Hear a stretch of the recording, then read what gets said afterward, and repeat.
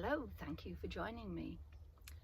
I've come round to feed my friend's cats and I'm making use of her garden swing to do my second recording of the day. I had to record inside this morning because it was raining, but now it's dried up, lots of grey clouds, but it's dry. So I'm following on from talking about change. And I'm using a little model about how we can go into change, how we can get our heads around it. And if you'll excuse me, my brain, I need to get my head around my brain. It's sort of off in la-la land today. The word I'm using is mitigation.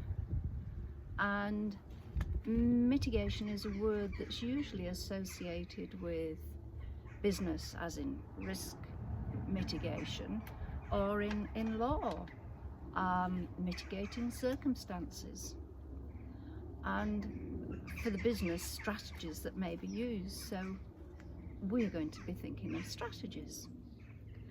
And definition of it is, excuse me reading, lessening force or intensity of something that you may find unpleasant.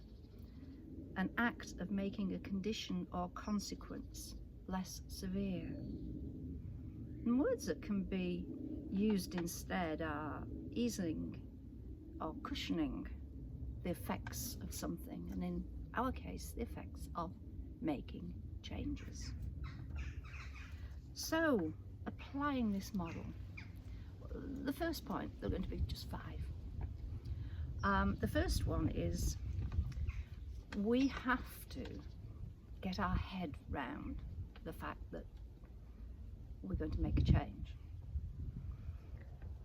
We have to assume and accept that change is needed, or we've got to do it, or that we've chosen to do it.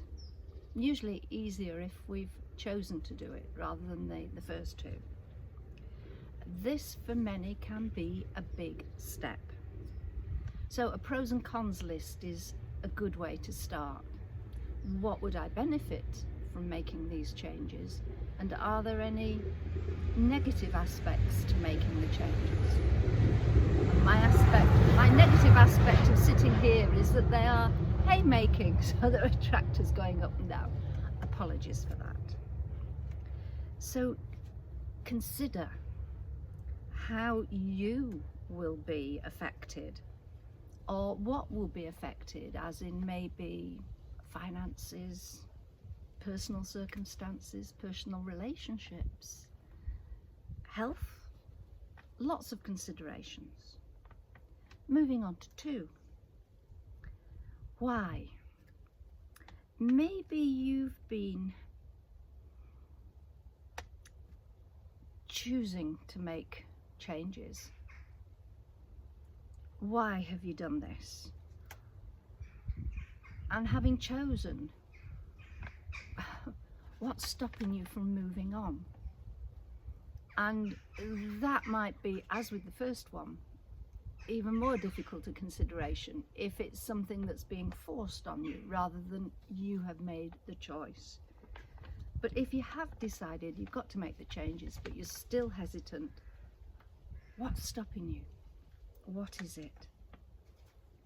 Then we have controlling of change. Considering if you have total control of change, then it's the easiest scenario. Otherwise, it's who or what is affected by the change, and do they affect the amount of control that you have over making the changes and what the changes actually are. Maybe a partner or offspring, maybe financial situations. These can all be affected by change, and they have influence over our decision to make the changes. If it's just you, baby steps. Use baby steps. Use baby steps all the time if you're making any changes. A good way to progress, unless it's a forced change, such as by illness or loss of work, breakdown of relationship, then you'll need to consider how you regain some degree of control. That might actually be one of your changes, that you want to get more control.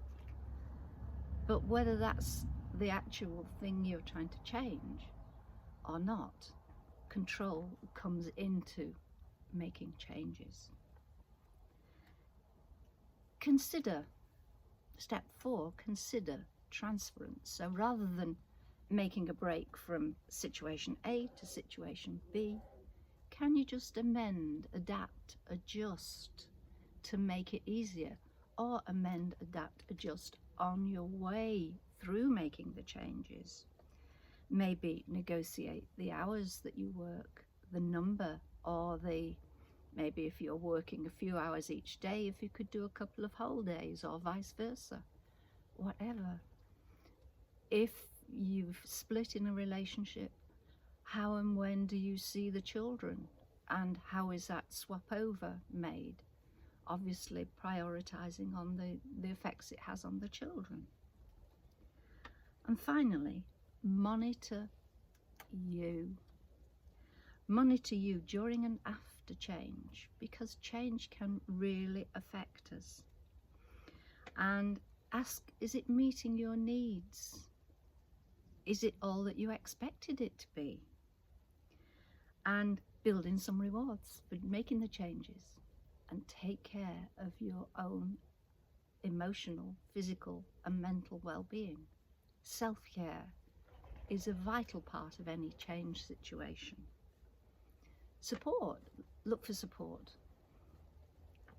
Friends, family who not necessarily take one side or the other, but are happy to listen and give suggestions without it always being, well, I did this and this worked for me, so you should do this.